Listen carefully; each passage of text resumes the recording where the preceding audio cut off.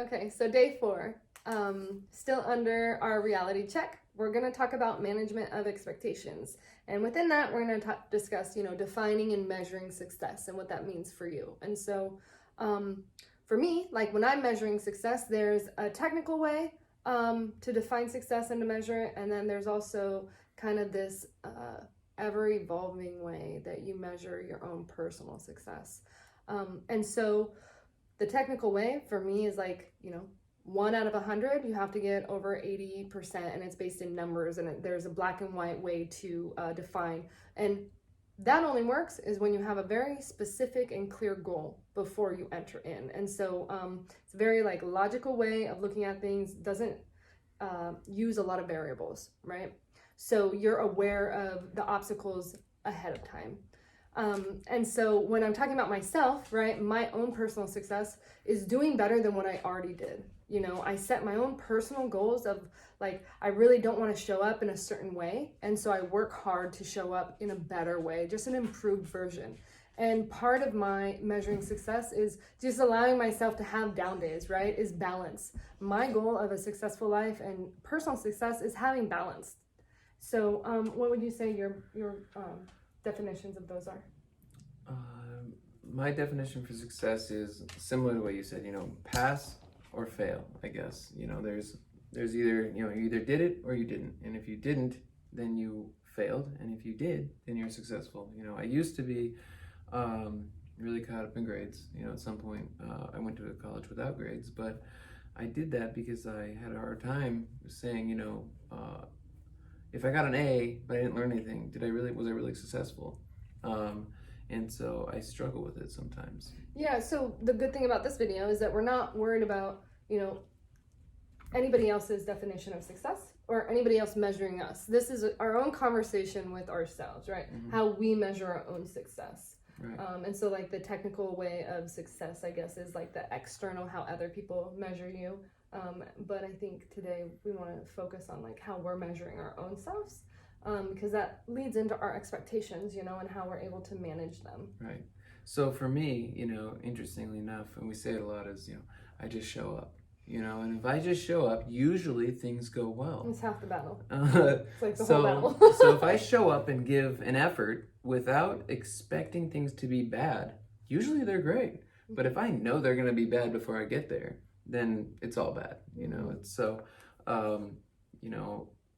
it's just a very, people in this day and age seem to just really don't understand the importance of showing up. I've heard it. I don't really experience it, but I don't put myself in a lot of situations like that. But, you and I both know there's a cancel culture, whether it's on TV or with, parties or whatever, you invite 3 times more people than you expect to show up, and if they tell you they're coming, you don't really expect that many people to show up.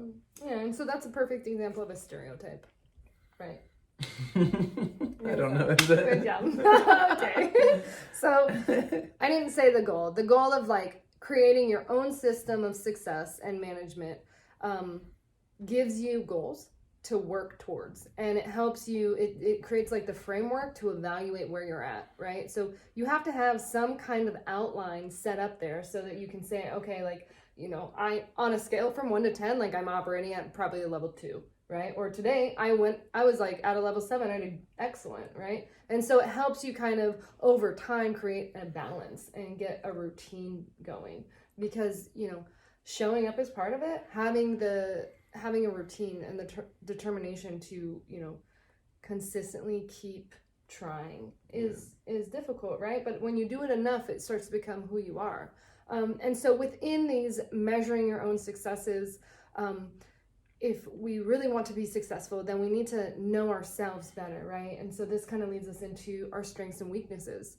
And it's important to know, so when I'm interacting with anybody, I need to know, I feel more confident when I know what I'm really good at, right? And I can offer that. I can bring that to the table, and I can offer that in a group setting, in a team, in a partnership, and it just elevates my energy. And my weaknesses, when I know my weaknesses, then I can seek out people who are good in those areas, and we can become a stronger team, right? And so that's really important to be able to just go through that, like just walk down that road and start to look at yourself objectively, right? Or as objectively as possible, and start to find things that you're really good at or find things that you're not so good at. And a lot of people will compliment you. You probably have gotten a lot of compliments on areas that you're good at. Right. And I would just say you might have these stories, these unrealistic expectations or limiting beliefs behind those compliments.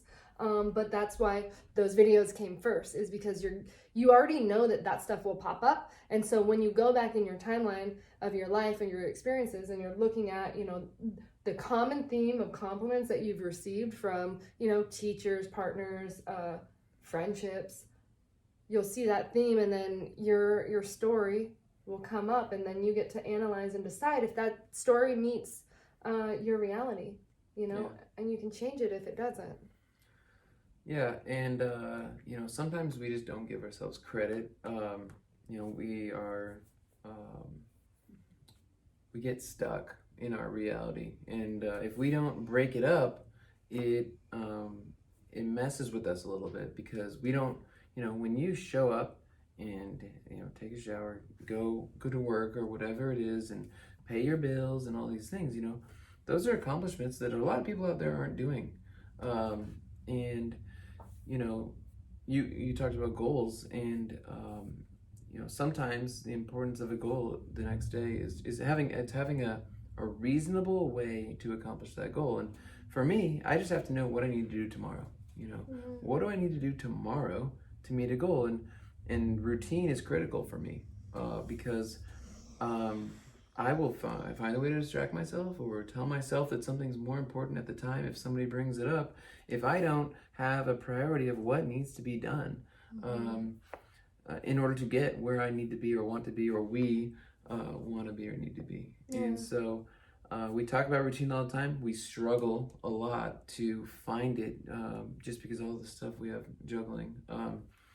But the better we are at talking about it, the more we accomplish. And because we both have a shared reality of what we can expect the next day. Yeah, and it kind of goes back to, motivation versus inspiration. When we set these goals of success, it inspires us, and it gives us these attaboys. We get this, it creates opportunity for an internal attaboy, like good job. I have never heard anybody tell themselves good job, but I have started incorporating it in my self-talk, and I do it now. It pops up in my head. It doesn't really come out my mouth, but that's like the greatest gift I ever learned how to do, is because I set small goals, learned how to measure my own personal success, and started to achieve those. And so it created more inspiration, and it created higher self-esteem, and it showed me that I am good in certain areas, and that's what I can contribute. There's no need to be excellent at everything, or be mediocre at everything, right? That's what I should say. There's no need to be mediocre at everything, but if you can be great at like 3 or 4 things and then offer that to other people, it'll make really enjoyable time. Right. And it's going to boost your confidence, your inspiration. It's going to make you happier, right? It's like this trickle effect. Right. You get more energy, as DeMartini talks about. Yeah. So what do we got? I think in your reflection questions, we're going to ask you to kind of come up with some of this stuff yourself. And so we're going to help you come up with a framework. But that's all we have.